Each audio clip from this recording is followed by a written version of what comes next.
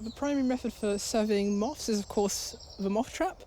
It's quite a simple concept. I think probably most people know that moths are attracted to light, or at least a lot of species of moths are.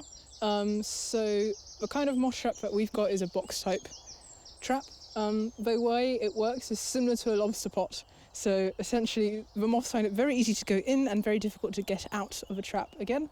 So what we've got is a box with a funnel and a very strong light above it, to which the moths are attracted.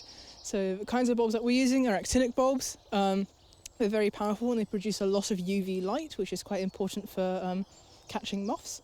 But a lot of people also use LED lights, or just any strong bulb will hopefully attract some moths too.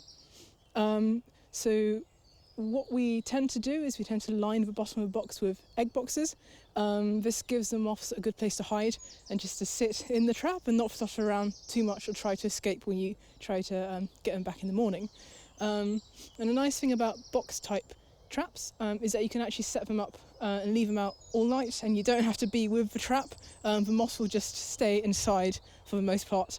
The one important thing is that you need to get back to your trap pretty early in the morning, ideally just before dawn. The idea being that you get to the trap before the birds do, and also before the moths start waking up and flying away.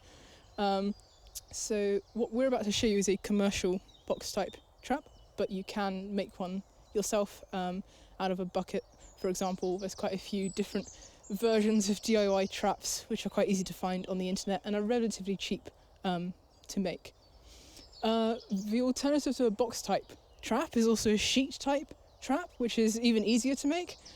It's essentially a big white sheet hanging in the air. You can also have one underneath on the ground if you want a larger space for your moths. And again, you've got a very strong bulb, often an actinic bulb, hanging over that, and the moths are attracted to the light and they sit around on your sheet.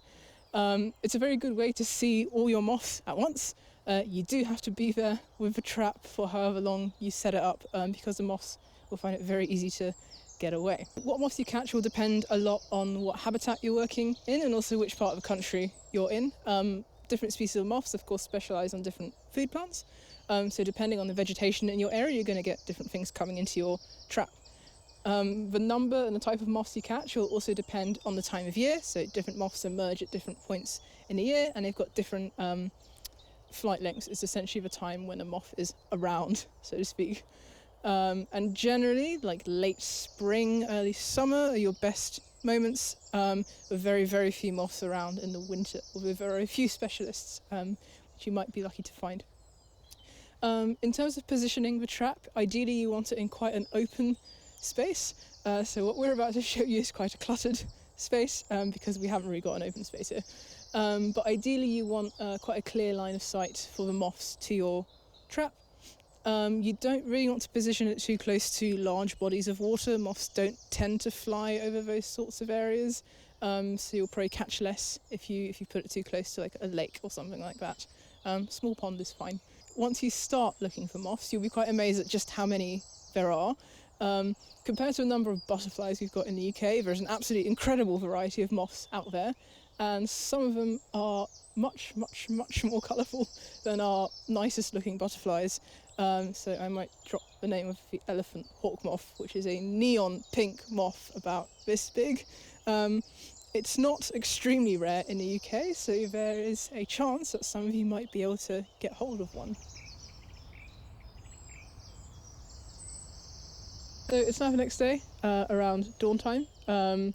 We now need to go and close the trap and have a look at what we've caught. So what I've done is I've just stuffed a bag into the top of a trap.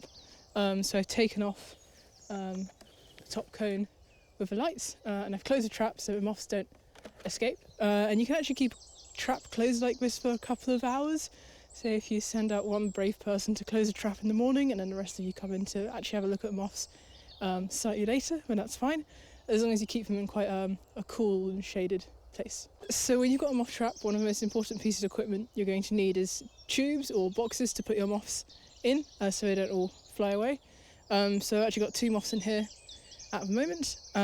We've got a green carpet in this tube and another kind of carpet moth in here, which is yet to be identified.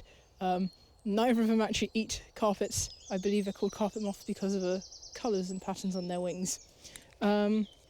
So these are our first two moths. There's plenty more in the box, so I'm going to have a look at what's inside.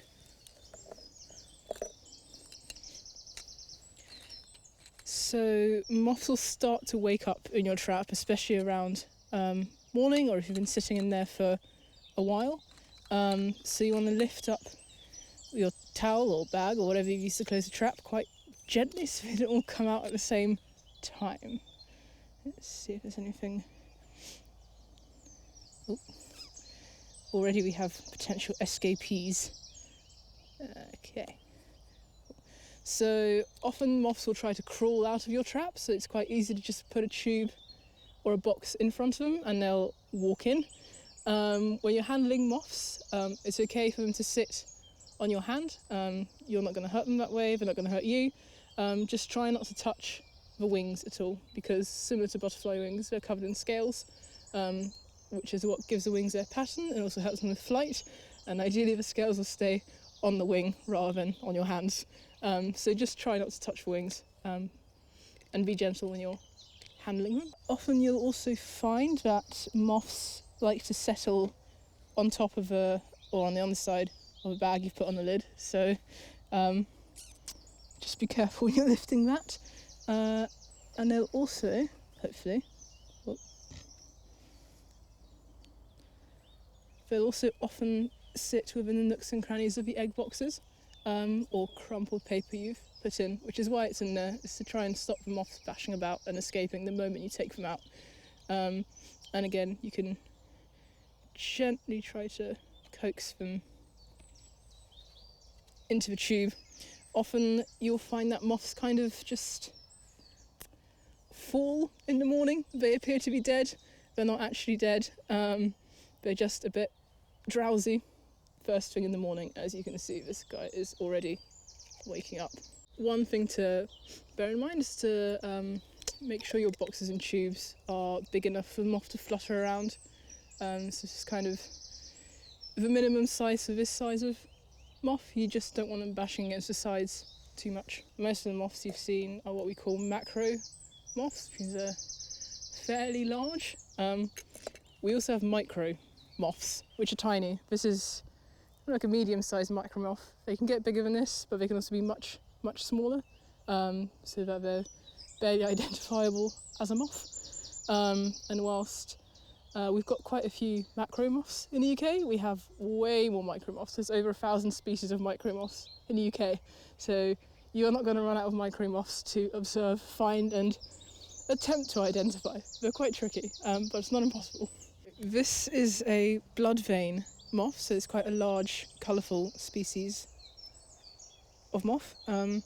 Again, it's not super rare, so it's quite likely that at least some of you will come across this kind of moth. It is quite colourful as moths go, but it's definitely not the most colourful moth. It's not going to come out, but hopefully you can see what it looks like. And I think this is a male. You can tell by the feathery antennae. They generally used to pick up female pheromones when the moths are mating, so it's essentially a way of detecting a potential mate.